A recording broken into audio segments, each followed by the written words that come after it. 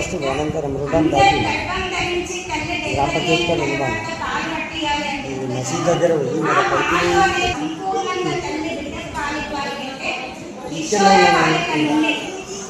సంఘంలో సార్ అయితే వస్తే కాగడి కావచ్చు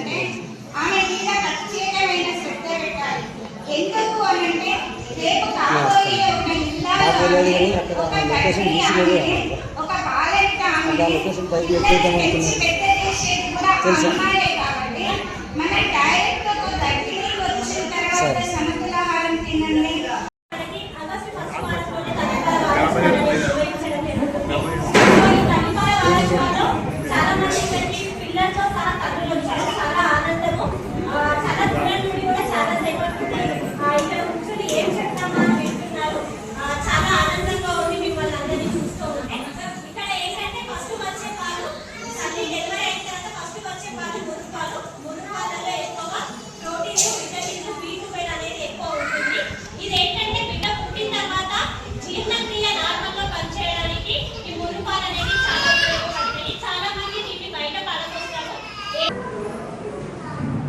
ఇంట్లో మీకు తెలియని విషయాలు ఏం లేదు. అన్నీ మన ఇంట్లో పాతవంచ మన అమ్మమ్మలు కానీ నాన్నమ్మలు కానీ మన తాతలు కానీ చెప్పిన విషయాలే. కాకపోతే ఇప్పుడు కొంచెం పెడదాగా పడుతున్నాం కాబట్టి గవర్నమెంట్ యొక్క ఉద్దేశం ఏంటంటే వచ్చే జనరేషన్ వచ్చే పిడి ఏదైతే ఉందో ఆరోగ్యవంతంగా ఉంటే ఆ కుటుంబం వికలంగా ఆరోగ్యవంతంగా ఉండాలనే ఉద్దేశంతో ఫస్ట్ ఇందాక మన సీడీ అంబేద్కర్ కిషోర బాలికల ఒక వయసు అప్పుడు అంటే మనకు ఒక్కొక్క ఏరియాలో కూడా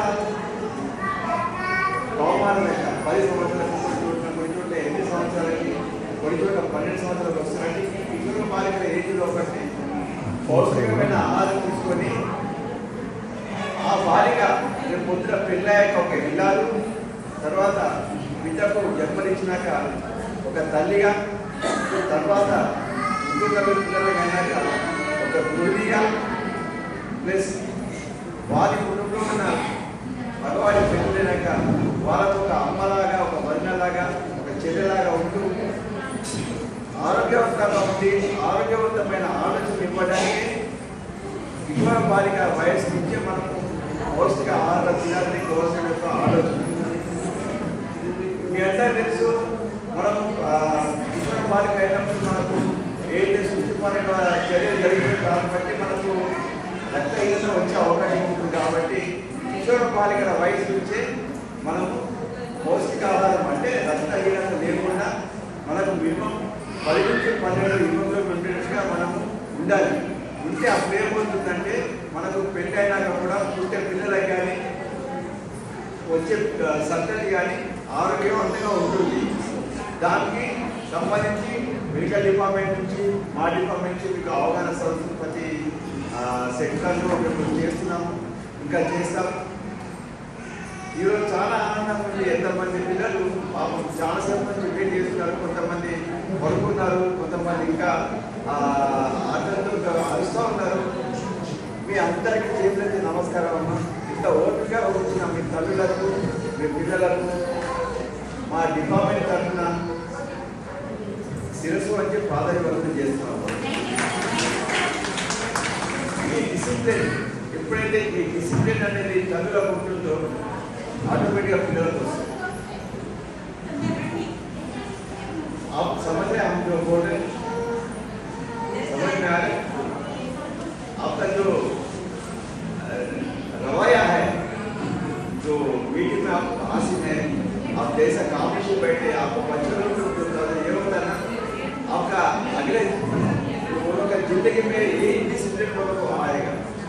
वो कुदरती है, उसका किसी को बोलने का जरूरत नहीं है. इधर सहज దేవుడు ఇచ్చిన ఇది ఒక రీతి రివాజు.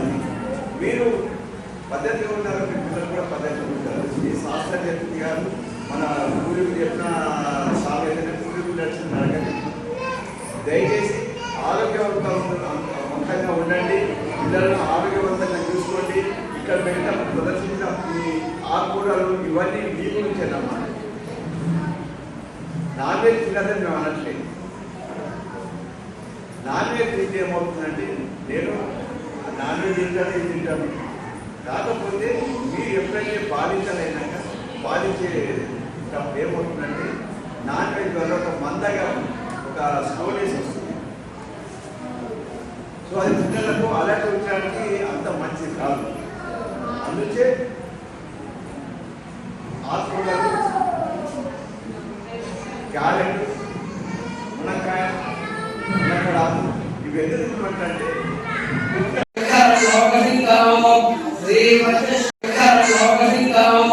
శ్రీమతి